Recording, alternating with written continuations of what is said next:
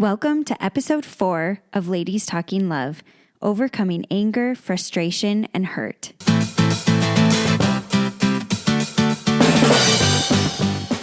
It's Ladies Talking Love, a community of women uncovering more joy and fulfillment in sex as we learn from experts and amazing women like you.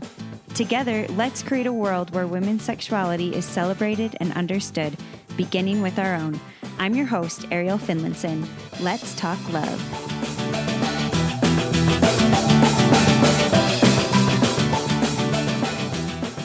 Before jumping into some of our upcoming episodes from experts and women in the community, I just wanted to acknowledge that this journey of uncovering more joy and fulfillment in sex can sometimes be filled with anger, frustration, and hurt.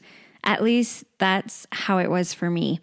On this episode, I want to share a couple things that have helped me in overcoming those feelings. Feelings of frustration that I struggled to orgasm, anger that it seemed easy for my partner to orgasm, hurt that I wasn't feeling taken care of.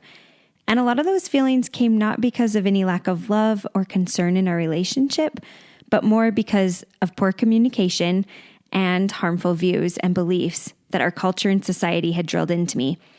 I really hope that this discussion encourages deep conversations with your partner and that it helps give you ideas that will be helpful in your journey. But nothing we cover on this podcast should ever replace professional or medical advice. If seeking professional help is part of your journey, I hope you feel empowered to seek it. I believe that most men want their partner to feel fulfilled and loved. But like us, they maybe just need some practice and experience to understand our bodies better. And we may need to be brave and take some steps to share things that are vulnerable and hard to talk about.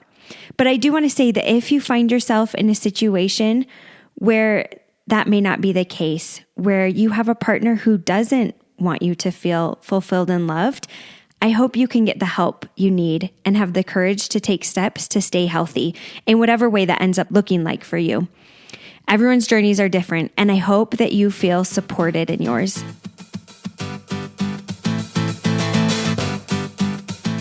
Before we jump in, I'd like to invite you to participate in this podcast by sending me topic ideas, suggesting guests for the show, or joining one of our Ladies Talking Love roundtable episodes, where groups of friends or women from our community discuss their perspectives, experiences, struggles, and successes as we learn together to uncover more joy and fulfillment in sex. I would love to have you join me wherever you are on your journey, or volunteer your group of friends. You don't have to have arrived because, let's be honest, none of us have. And these discussions are another chance to learn from each other. I'd love to hear from you on Instagram at ladies.talkinglove or by emailing hello@ladiestalkinglove.com to participate. Let's get talking.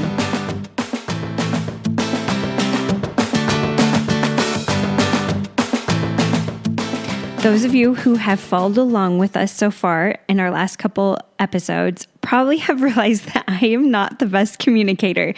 And that was one of the most important steps to take, but also one of the most challenging for me, to be open with Kyle about what I was actually feeling and experiencing. And it was so hard to share those feelings.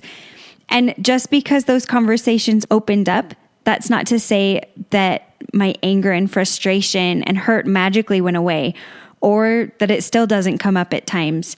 But the shift in that open communication and in these following ideas and beliefs and the knowledge that I hope you can gain from this episode has really helped me to find joy and fulfillment that I didn't even know was possible.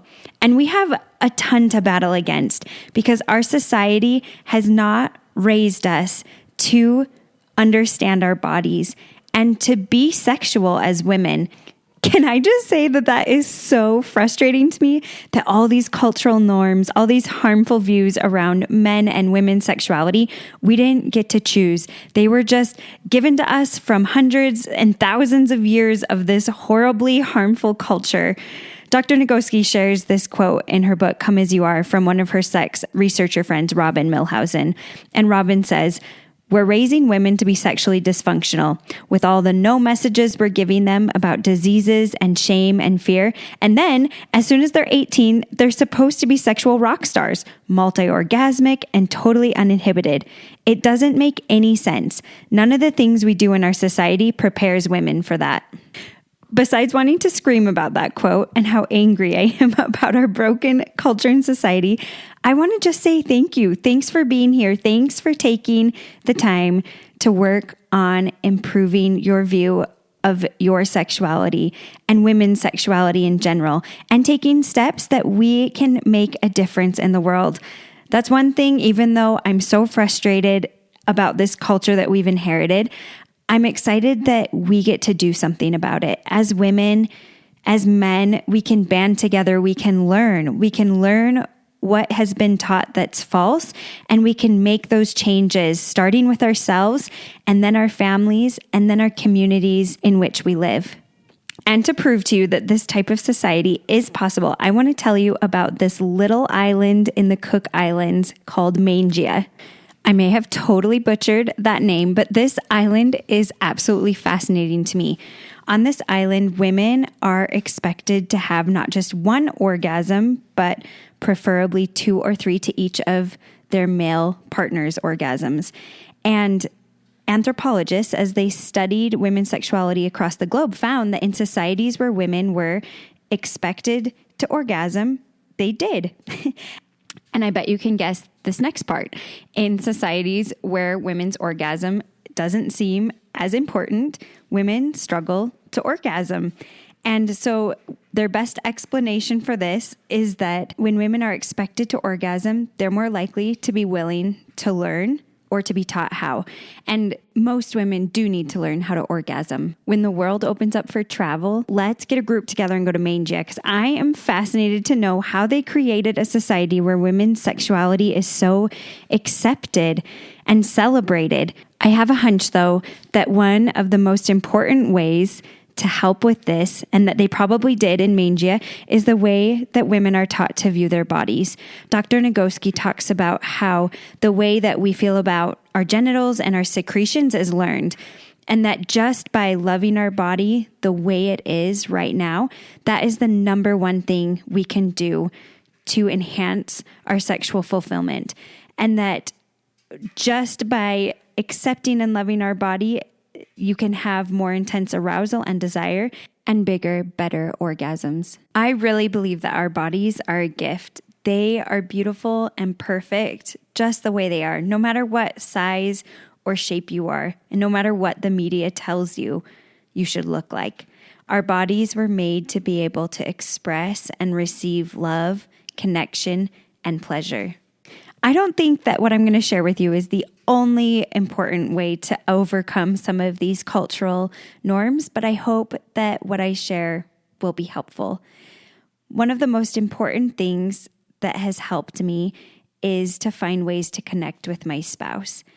When I first got married, I really believed that sex was pretty much only about bodies and attraction.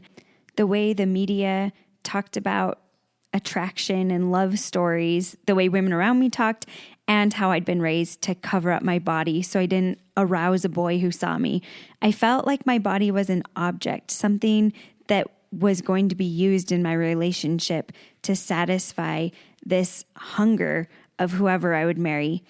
As you can imagine, this view made it really hard for me to feel like sex was about me, that it was about my feelings, desires, passions, love, and needs, and not just about having someone feel attracted to my body.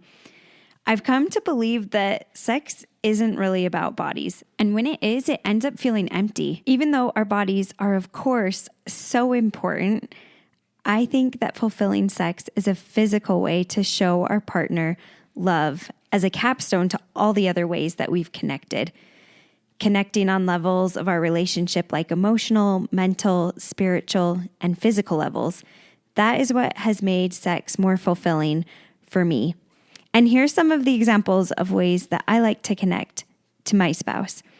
When we work together to run the household and split the responsibilities of our family in a way that we've decided. Our societies may dictate that a relationship of a man and a woman should show up in certain aspects of housework and things, but when we figure it out together, I feel really supported.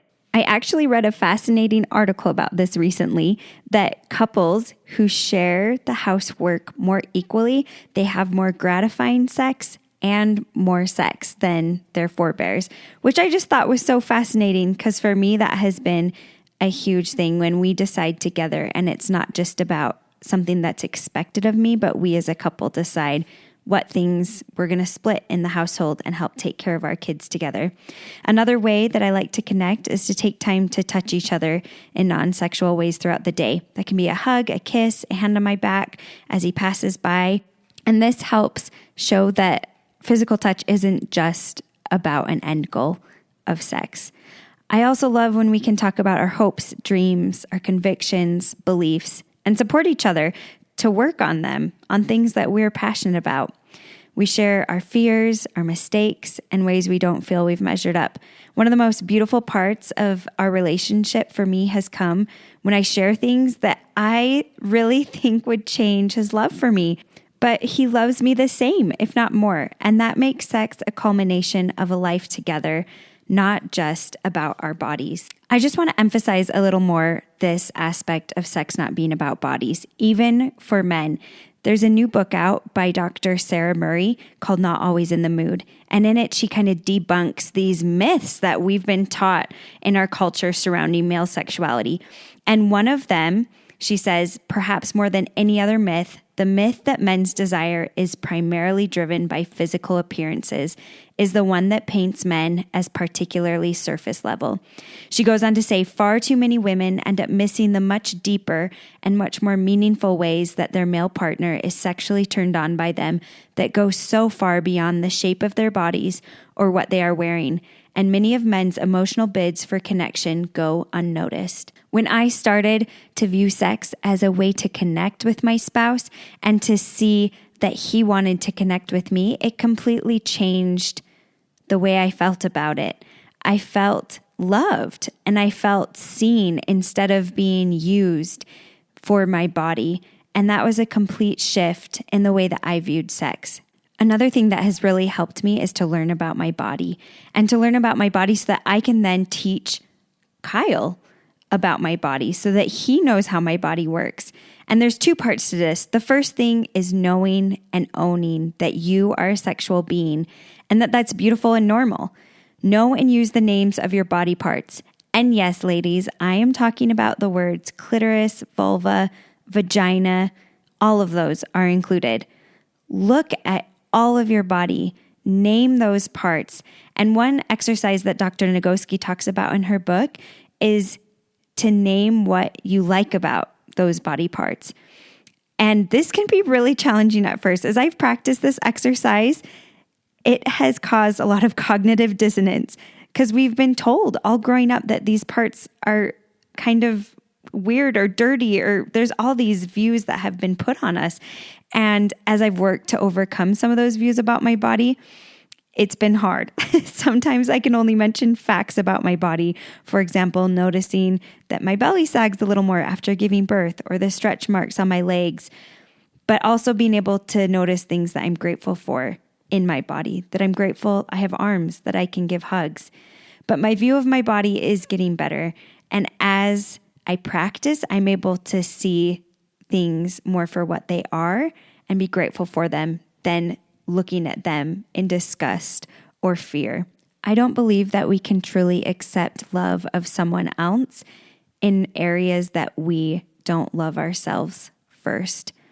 The second part of knowing your body is to feel sensations in your body. Even though sex is not only about me, it's been really important for me to focus on myself. It's not something that I've really been encouraged to do as a woman, but when I focus on my body and sensations, I'm allowing my husband to give to me, and it's been beautiful. And of course, there are times that I want to give to him as well, and it goes both ways. But feeling body sensations is a hard skill that I'm working to develop. Some of the things that have helped me include meditation, and you can find that on apps or by reading books. But even more than that, just little moments throughout the day, stopping to feel the warmth of my child's hand in mine, or feeling the wind on my face and listening to the rustle of leaves and the birds singing, noticing how the water feels on my body in the shower, and pausing as I give someone a hug to feel their warmth and touch. Those little moments throughout the day happen all the time, and as I try to be more mindful, it helps me in my sexual encounters to be able to focus on what I'm feeling. Another thing that has been really important is actually a book that I've recommended before called Slow Sex. And in this book, she gives you certain exercises. They're called orgasmic meditations. But I love these exercises because it was something that I could do with Kyle.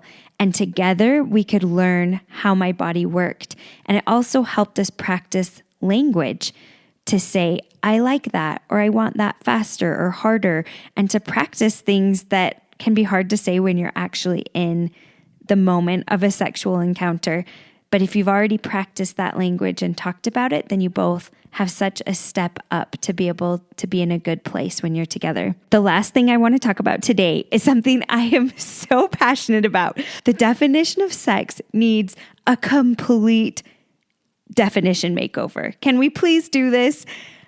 I just think it's so harmful that we have such a narrow view of sex. When I hear the word sex, I think of penetration. And sex is way more than penetration. Penetration leaves out a lot of women. A lot of studies actually show that most women cannot reach orgasm only through penetration. And I'm not saying that penetration can't be a beautiful part of your sex life and that it can't be enjoyable, but to only have penetration is really hard for most women to reach orgasm. And so when we limit that definition, we limit what sex is. And I love the idea that Peggy Orenstein talks about. She said of sex, rather than thinking about sex as a race to a goal, let's reconceptualize it as a pool of experiences that include warmth, affection, arousal, desire, touch, intimacy. As I've worked to reconceptualize this idea of sex, it's given me room to include myself in the equation, to find things that I like about pleasure, closeness, warmth, excitement, tenderness, joy, laughter, trust, all these things that can really connect us as a couple. Changing the definition has given me more freedom to feel a part of sex, that sex doesn't have to end after penetration or ejaculation occurs, and that penetration and ejaculation isn't the end goal. The goal is to be together, to connect, to show love. And that has been really freeing for me. As always, I hope that if nothing else, these tips have given you some new ideas or thoughts that you want to talk about with your partner. I'm glad you're taking steps to help overcome the anger, frustration, hurt, or other feelings you have around sex or your sexuality. Just to briefly recap, here were some of my tips from today. First of all, take time to learn to love your body just as it is. This is one of the most influential things you can do to improve your sex life. The next is to find ways to connect with your spouse. Find ways through touch, through communication, and even through the way that you work around the house. Next is to know your body and help your partner come to know your body as well. And the third is to change the definition of sex. You can find my references in my show notes. And as always, if you have any questions about specific references and where to find them, feel free to reach out to me. Thanks so much for joining me today. We are doing this. We are going to help change the culture in ourselves and for our families. I'm so excited to continue learning with you.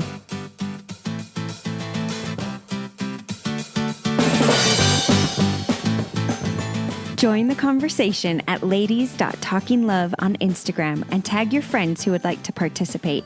You can also check out our website, ladiestalkinglove.com, where you can access each episode and join our exclusive newsletter. I'd love to hear your thoughts on Instagram or by email to hello@ladiestalkinglove.com as we learn together. Thanks for talking love.